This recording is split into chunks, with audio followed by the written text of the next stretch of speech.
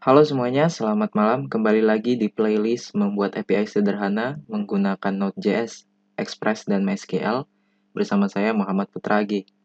Di video kali ini saya keluar dulu dari project kita dan kita fokus ke Postman dulu. Di Postman ini kita sudah membuat beberapa endpoint ya, yaitu untuk melihat seluruh data mahasiswa, membuat data mahasiswa, melihat satu data mahasiswa, memperbarui, dan menghapus data mahasiswa. Kalau kita perhatikan, untuk setiap URL ini, dia mempunyai base URL yang sama, yaitu localhost 5000. Gitu. Nah, kalau misalkan nanti seandainya project ini kita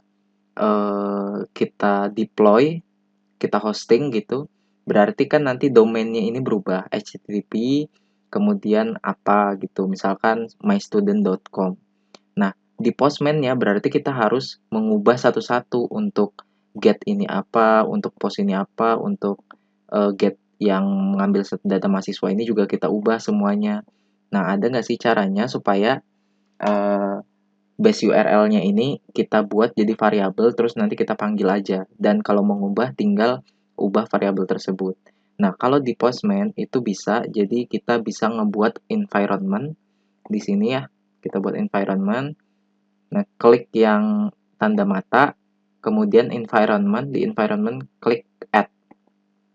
Nah, di sini akan muncul, kemudian kita tambahkan variabel, nama variabelnya misalkan URL. Di sini bisa bebas saja nama URL-nya apa, kemudian initial value-nya kita masukkan URL-nya tadi, base URL-nya itu adalah localhost port 5000. Nah, kemudian kita save.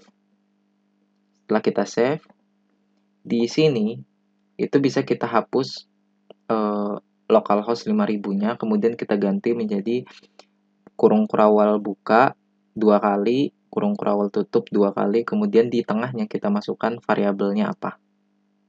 Gitu. Nah, di sini masih merah artinya error karena kita belum memilih environment-nya. Di pojok kanan atas sini kita klik, kemudian kita pilih environment kita tadi. Nah, ini new environment. Gitu. Nah, tadi kan di sini kita belum ganti ya namanya. Kita ganti namanya, misalkan nih di sini kita ubah jadi my student supaya lebih mudah ya. Nah, di sini kita sudah mempunyai environment my student. Kemudian di sini sudah kita ganti URL, begitu juga untuk semuanya. Kita ubah URL-nya. Nah, ini kalau kita tes, ini sudah saya jalankan ya project-nya. Kita tes coba, kita send. Nah, berhasil untuk post-nya, berhasil untuk get-nya lagi, berhasil, put-nya juga berhasil, dan delete-nya berhasil. Nah, ini jadi ketika kita ingin mengubah URL-nya, kita hanya mengubah di environment-nya saja. Gitu.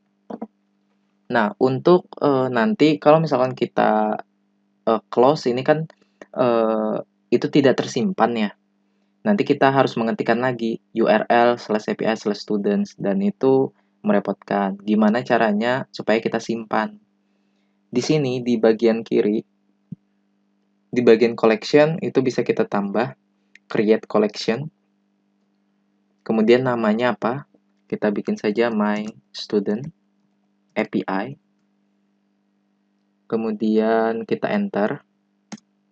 Nah, di sini teman-teman bisa buat deskripsinya apa. Misalkan REST API untuk aplikasi my student. Itu save. Ini untuk deskripsinya. Di sini akan muncul satu collection. Nah,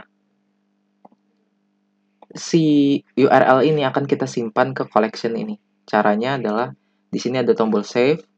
Kita save, kemudian kita ganti request name-nya menjadi get all students karena URL ini untuk mengambil seluruh data mahasiswa.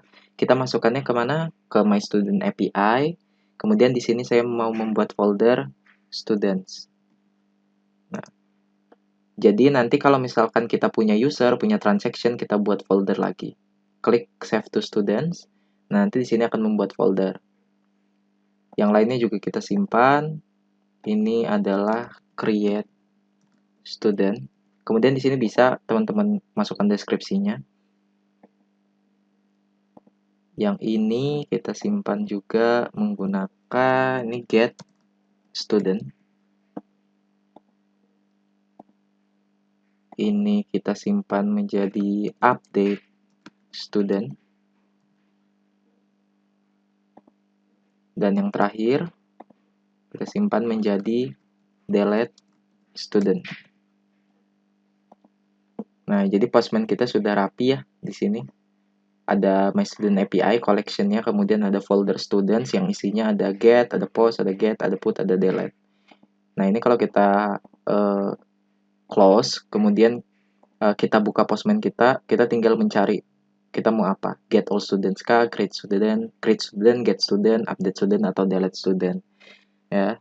Jadi Postman kita semakin rapi. Nah, mungkin untuk video kali ini saya cukupkan saja.